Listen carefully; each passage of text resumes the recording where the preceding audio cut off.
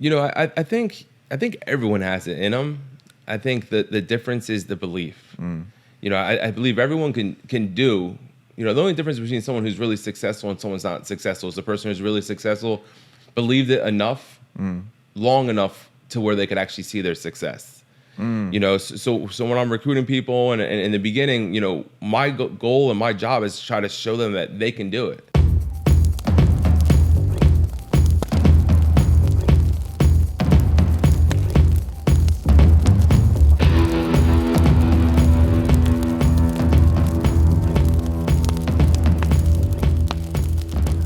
Thomas Roach, Director of Marketing with Senior Life Insurance Company. We're still at an Airbnb here in sunny South Florida, and no matter where we're at, we're always fired up. We have a very special guest on this edition of the podcast. He came actually, I just found out, 1 hour and 45 minutes just to be here.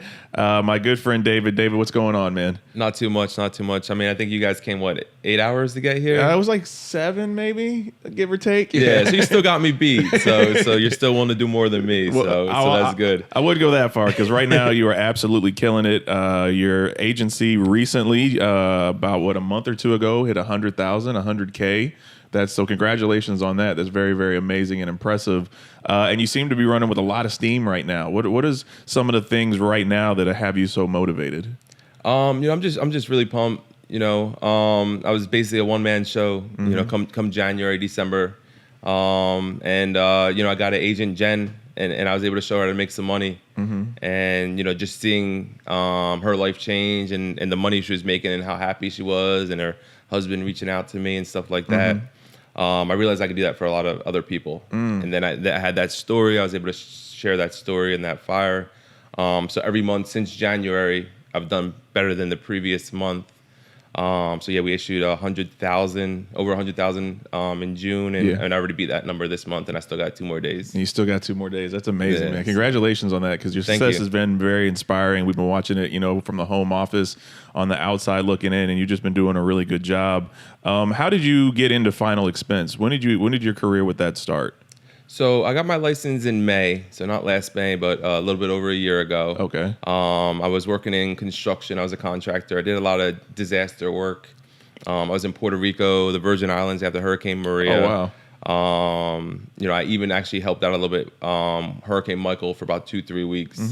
But I wanted something that, hurricane work pays very well. Yeah. I made a good living, but there were so many moving parts. There was so much going on with it. And I always heard the insurance industry was a good industry to be in. So I wanted to find something that I could do. Right. But, the thing about a hurricane, and the reason why I like to work when there's a hurricane, is because there's so much work. Okay. There's, as long as you're willing to work, you can make a living. Right. You can make a very good living. So I needed to transfer that to an insurance company. I could have the best products in the world, the best everything, but if I didn't have the need, when there's a hurricane, there's a huge need. Right. So what I found with Senior Life is the need was in the form of the lead program. So I talked with Doug, old time friend. Right. And, one of my friends reached out to me a little bit a while ago, said Doug was doing really well, right. A mutual friend. And since then I was watching Doug a little bit on Facebook and trying to get an idea of what he was doing. And I was, still doing my thing and happy with it. But again, I'm always looking for the next big thing. So what I did is, I reached out to Doug, and my biggest question was the leads. You have enough leads. How many leads do you have? Right. And Doug assured me that there'll never be a shortage of leads. So I know if there's people that want our product, then it just comes down to hard work. Right. I didn't know anything about insurance, but I know I could learn whatever. So that's how I ended up in Senior Life. Real simple. Wow. So tell me, so you've known Doug a long time. So you are originally from New Jersey, as he is, correct? Yes. So so y'all grew up together, basically? We grew up together. We wrestled together. We went to the same high school, went to the same middle school. But lived in the same town. Now, but wrestled together, you actually were a big dog when it came to wrestling in Jersey, right? You went pretty far with that, didn't you, when you were in high school? Yeah, I did well. I was first person to go to states in my high school in 17 years. So, oh wow! So that was a big accomplishment for myself. How'd you get into wrestling to begin with? I just enjoyed it. I actually watched WWF wrestling when I was a kid, right. And it was a big thing, and I still thought it was real at the time. Right. And then when I went to middle school and they said they had wrestling, I was like, well, I want to do wrestling. And it was, you know, it was a lot different, obviously. No folding chairs. Yes, no folding chairs. Right. But, you know, I'm a very competitive person, and Right. I like to work hard. And wrestling, you know, that filled that need because, you know, you really got to work hard. You know, it's 5 days a week practice, 2-hour practices. You know, sometimes you're running on your own or go to, you know, a wrestling camp afterwards or something like that. But, yeah, so it was a lot of hard work, and I enjoy hard work. How was Doug as a wrestler? Doug was good. He was? Yeah, Doug was a good wrestler. Are you saying that because like he might watch this, or like was he really good? He might watch this. Doug was a good wrestler. He I don't know what stats he has exactly, but no, Right. you know, when you're wrestling and, you know, it's one person at a time, you know, 103 pounder goes out, the 112 pounder goes out. And when the person goes out, you know, you're like, all right, this guy's got this match. Right. You know what I mean? Or you're like, all right, hopefully this guy don't get pinned. Right. You know, because not everyone on your team is going to be as strong. So when Doug went out there, you know, Doug's got this. He did good. Doug's got this. Okay. That would be my thoughts. Yeah. So that's what we'll say. So you also did some time in the military. You were telling me you did 4 years. What branch were you in? I was in the Army. Okay. I joined in 2000. Okay. I got out in 2004. Oh wow! So what was that like, your time in the military? It was good. I enjoyed it. I want to do something different. I joined. That was before anything was going on. Yeah.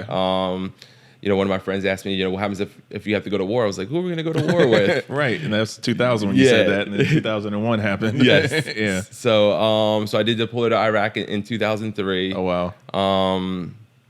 But you know, it was a really good experience. You know, it was learned a lot, met a lot of great people. You know, got to see a little bit of the world and stuff like that. So I definitely enjoyed it. And then I actually got a job because of it in Djibouti, Africa afterwards. So I went after I got out of the Army, I went to Africa for a year and worked out there. And what were you doing there? I worked as a contractor. We supported the military. I did subcontract administration. I was also a field buyer for a little bit. So it was fun. It was fun. Got to live in Africa and, you know, do the African thing. Right. So you've done a lot of different things, but it seems like a trend that I'm noticing, whether it's wrestling, whether it's military, whether it's contracting in Africa, whether it's hurricane relief, like you've always had a tremendous amount of discipline. Where does that come from? Where does all that discipline come from? Wow, that's a good question. You told me you weren't going to ask me any hard questions.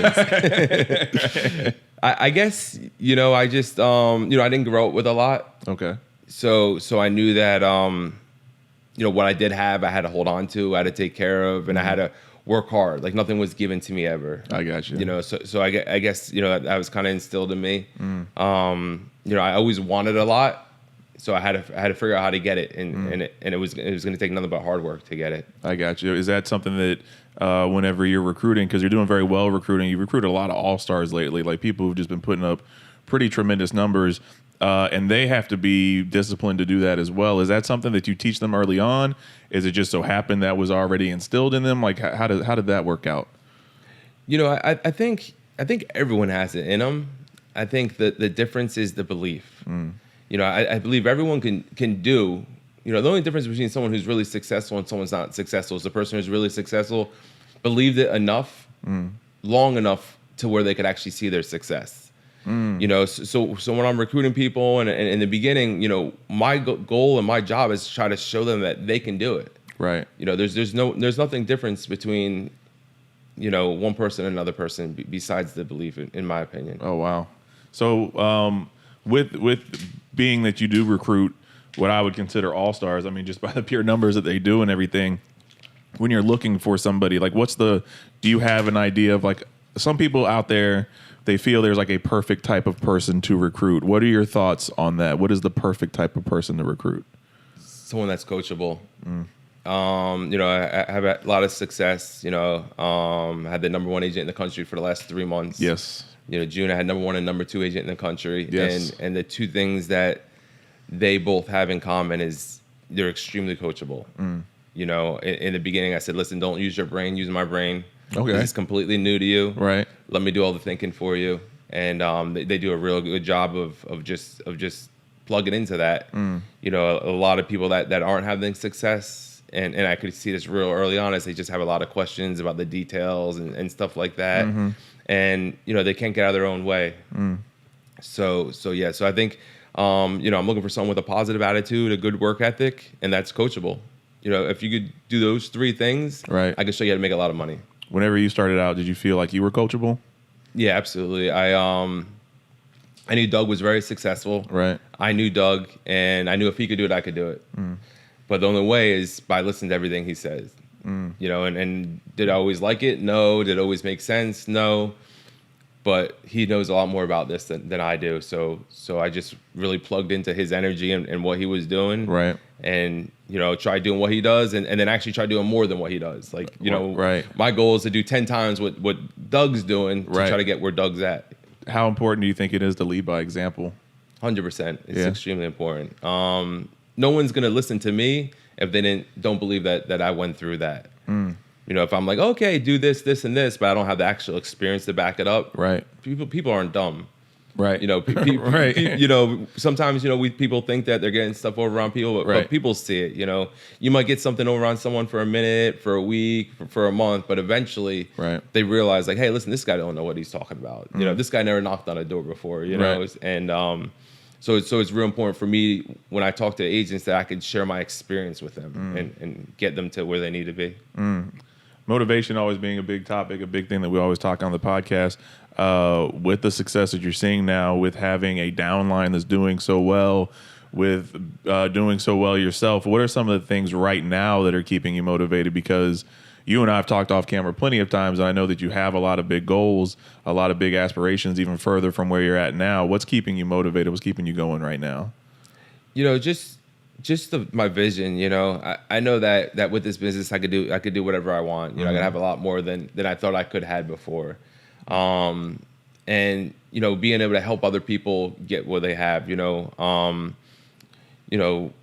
thing I like is, I hired, a single mom recently, and if she made $2,000 in a month, that would have been a lot of money for her. Oh, wow. Okay. Last month she made over $10,000. Wow. You know what I mean? So she's a single mom of 2 children. So I grew up, with a single mom, and I know what that struggle's like. I got you. My mom was a waitress. We didn't have a lot, like I said, and now I know that her children are gonna have a lot. And again, this is something that she didn't see it coming. She didn't. Even when she first started, she didn't have the belief. She thought she was gonna have to work a part-time job. She didn't know what was going to happen, and she just kind of trusted me and went through the process. And, I think she never made less than $10,000 a month since she started. Her first month, she made less than $10,000 because it wasn't a full month. When she had a full month, that's it. So her life's completely different. Was that hard for her though? Was that scary? I mean, because, there is a little bit of money that you have to put up front to get started. You do have to pay for leads and things like that. Was that hard for her to grasp a hold of, or to see the big vision early on, being a single mother that's making less than $2,000? Like, how do you even explain that part to her? Yeah, so it definitely was, right? And the reason I say it is because it took her 9 months to finish the course. And her worst month was $8,000. Right. And that was when she was a part of a month. And I had her pull out her calculator. Right. And I had her multiply 9 months by $8,000 to show her how much money that she missed out on. Oh, wow. Because she didn't believe in herself. Right. That's the only reason. If I say, hey, Thomas, get your insurance license. You got to do this 2-week course. And once you finish this 2-week course, I'll hire you and pay you $10,000 a month. You know how much faster it'll take people to finish the course? They'll finish the course right there, right? Because I'm telling you, you're going to make $10,000 a month. Even though I'm cheating you. Right. Right? The reality is you can make way more than that. I'm cheating you. But now you believe it. But now if I'm like, hey, listen, this person makes this much and it's commission based, so just finish this course and you can make this much. Now it comes the belief issue. Now it's like, well, she could do it, but I could never do that. And same thing with her. She took her 9 months to finish the course. She was going to school. She was just finishing a semester when she started with me. So like I said, the first month was kind of a part-time month. Right. And then she, like I said, she thought she was gonna have to get a part-time job. She's like, well, I'll take a semester off, then I'll go back to school. And in my head, I'm like, you're not gonna have to go to school. Like, this is gonna be more than you ever dreamed. But I can't tell people that. I gotta help show them that. know, and because I was able to help show her, that's what I want to do. I want to just keep doing that over and over and over again because anyone can do it. What made you stick with her? I mean, 9 months. Not only is she, taking that long to finish the course, taking that long to come to that realization about herself, but you also are sticking with her and continuously talking with her and trying to help her see that. What made you really stick with her for those 9 months? Patience. Patience. I'm not going anywhere. So, Right. I got all the time in the world. If you want to take time, it's, that's going to be on you, really. Like I said, I was able to show her that, with the calculator, how much money, that's $72,000. Right. For anyone that's not real fast with math. Right. And $72,000, you could do a lot of things with $72,000. Yeah, you definitely can.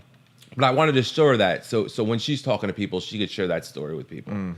Because she has some people that she's working on helping to get licensed. Wow. And I want her to share the stories with these people. So obviously one of your short-term goals is to just continue to help people, to help them get that financial freedom that you can from this industry. But for your group, for the Price Group, what are some of your long-term goals?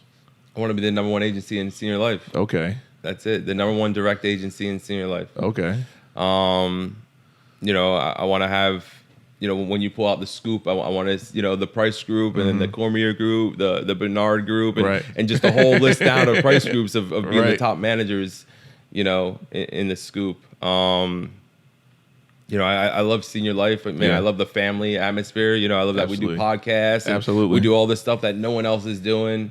You guys drove 8 hours to come down here and take some pictures and videos and do podcasts with us. And I just want to have this, this big, huge energy thing that just, people just see it and they're just like, wow, man, that's just amazing what they're doing. Like, sign me up. I don't care what it takes. I want to do that, and I want to be part of that and create that. And, you can't fake it. No, you really can't. This, man.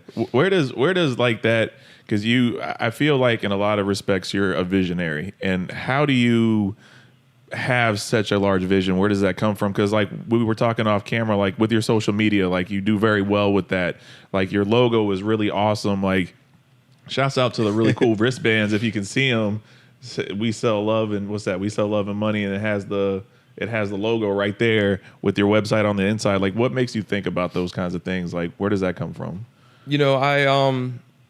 I'm always feeding my mind. Every morning when I wake up, I start playing YouTube videos of, I was listening to Les Brown this morning, Grant Cardone, Gary Vee, just different people. So I'm always like listening to these people, and I'm listening to these stories. I listened to Kevin Hart, a podcast with him yesterday, and he used to sell shoes in Philadelphia. Right. And just hearing all these stories of these people that came with nothing, and there's so many of them. Yeah. There's story after story after story, but the more stories I hear and seeing where they're at now, then it's like, again, it gives me that belief. Well, if Kevin Hart could go from selling shoes to making 54 movies, why the heck can't I do that? Right. And, so the more I feed my mind and the more my vision increases over time, because you feed your mind, you increase your activity. You increase your activity, you get bigger results. You get bigger results. Now all of a sudden your belief, grows a whole nother level. So now your vision gets bigger. Then you feed your mind, and it's just a cycle. And as long as I stay in that cycle and I keep plugged in and keep doing it, because it's easy. I can be like, hey, I'm making pretty good money now. Let me just relax. I can watch Netflix now all day and stuff like that. Then it'll like unplug me from the source. And then I'm assuming I'll take a downward spiral. So I just keep on. I'm constantly growing. I'm constantly trying to do things to be better. One, it helps me be better, but two, I could push that and pour into other people and help them, increase their standards, increase their vision, right? Because the bigger I could have the vision of my team, the bigger my team's going to grow. Oh, wow. That's really incredible. That's really amazing. One thing that you do, just to shift gears just a little bit, that also talks about being disciplined and everything, and you mentioned a few minutes ago off camera, you do CrossFit. So what's that about? Like, how'd you get into CrossFit? Like, and I only say that because we were hanging out with Doug at his CrossFit this morning, and that is really intense. And I just felt horrible about myself after watching everybody work out. How did you get into something so intense like CrossFit? I bet you the same reason Doug does it. If you wrestle for a while, like you love that intensity, and when you're not wrestling, you lose it. And CrossFit, I was able to find that again, Right. you know, I've been to the gym for years, you know, where you just go to the gym, you got your music on, and you do some bench, and you do some back, and you do some buys, and like it's slow pace, and you mess around on your phone, and and to me that wasn't really enjoyable. Okay. You know, so one day actually, Michelle, my fiance, she invited me. It was like, bring your buddy to CrossFit Day. Okay. And she didn't think I would do it. She didn't think I'd be interested in it, you know, and I was like, yeah, sure, I'll go. Why not? And I loved it. You know, I love you know, everything, you know, because CrossFit it's not just lifting weights. Like you're competing with the clock. You know, we saw that today. They're measuring it, so you could do the same workout, you know, a year later, and you could see, you know, where you progressed and stuff like that. So so now you got that competitive nature back into it.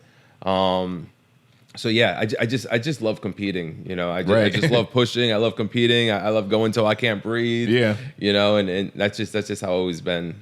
Michelle, your fiance, who introduces you to CrossFit, does she outperform you at CrossFit? So it's funny. She does now.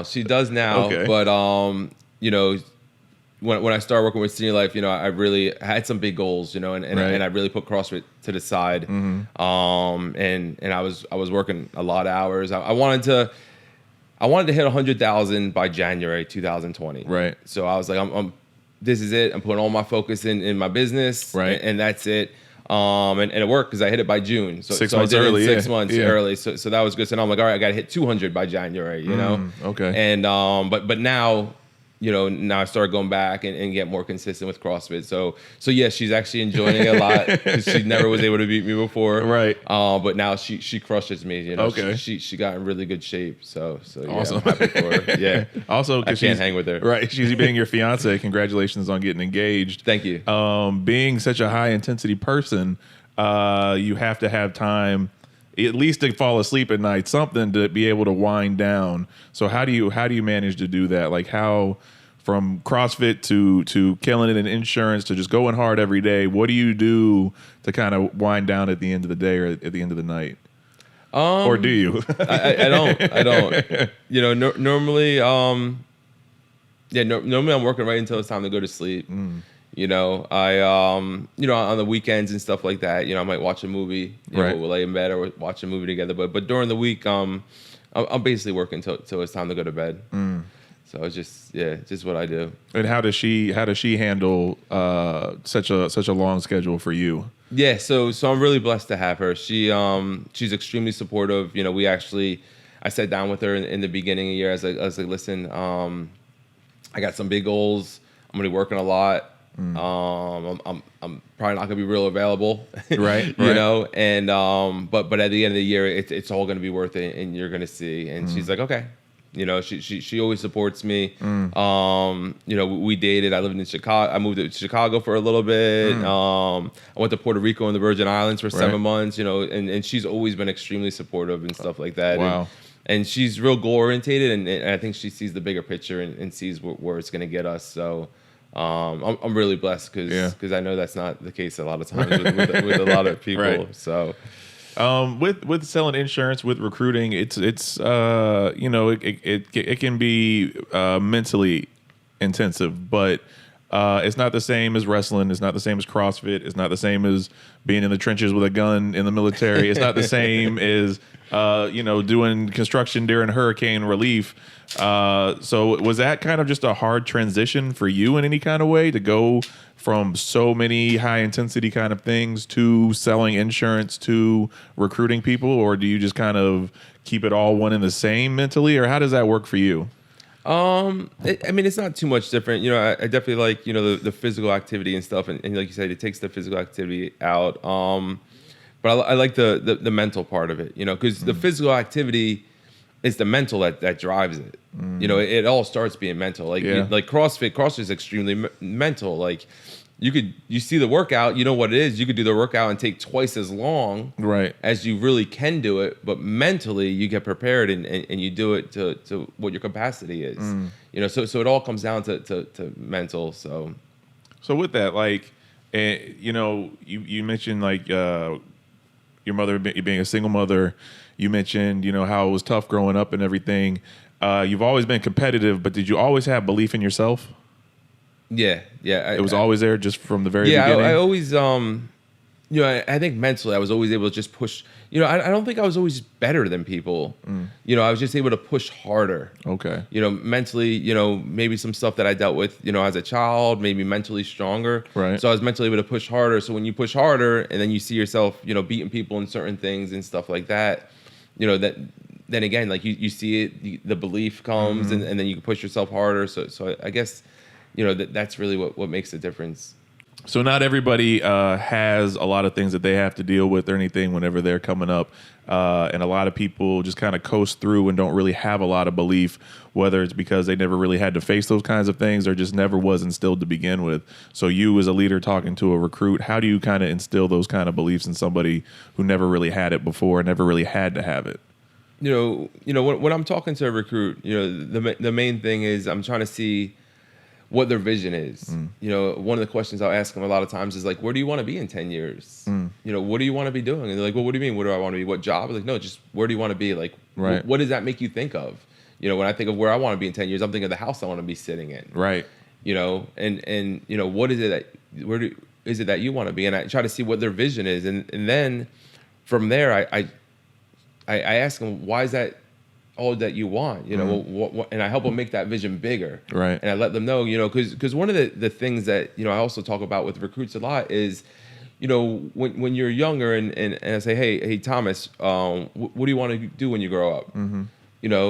You probably would answer with some kind of career or some kind of job. Right. But really, when we're asked that, we should be able to paint a lifestyle, like where we want to live, what do we want, right? And then once we have that lifestyle, then we figure out the career or job that's going to get us to that lifestyle. Right. But I think, it's like, oh yeah, I want to live in a mansion. Okay, great. But I'm going to be a police officer. Right. Well, the police officer doesn't get to live in a mansion. Right. Right. So I think we get that backwards. So that's something I talk to the recruits about, and I try to open up their mind and say, listen, what you want, you could have a lot more. You just got to do something a lot different. Absolutely. Whenever we do the podcast, I want to make sure that we cover all of our bases. So is there anything that we haven't touched on? Anything that you want to say before we get out of here today? I just, first of all, I'm extremely grateful. I've worked with a lot of different companies, different partners, done a lot of different things. And I never felt the love that I feel with Senior Life. Doug, Mark, they poured a lot of energy into me. Yes. and helped me a lot to become where I am today. Right. Like I said, I've only been licensed a short period of time, right. Brand new business to me. So for me to have this success, it's definitely from Senior Life, Doug, Mark, what they gave me. And then my team, man, my team's, they're just amazing. They trusted me so much. Right. And it's like, it's just such a good energy that we have. We got a little group on Telegram and stuff, and right. and I just love the energy that we have and how supportive everyone is of each other and how hard they work every day and how they share the vision with me and they want to be they want to be the number one agency in the company too. Absolutely. And so I'm just really blessed right now. And then of course Michelle, my fiance, she does such a good job supporting me. Absolutely. I'm a little crazy. I'm very driven. I work a lot. Right. and for her to always just be there 100% and support me and again see that vision with me and be supportive. I definitely appreciate that, and I appreciate you guys asking me to do the podcast. Definitely, man. We do appreciate you coming out today.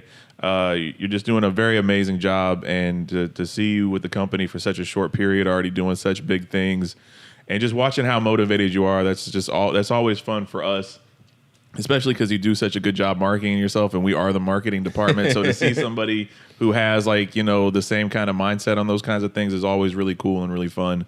But you're very inspiring, man. You've just been doing an amazing job. We appreciate you so much. We appreciate you driving this hour and 45 minutes because I didn't realize it was that long. But just everything you do, I just want you to know you are appreciated, man. Thanks, man. I appreciate it, man. Appreciate you guys. Definitely. So that wraps up the latest episode of All Fired Up. And like we always say, it's Senior Life, all your life.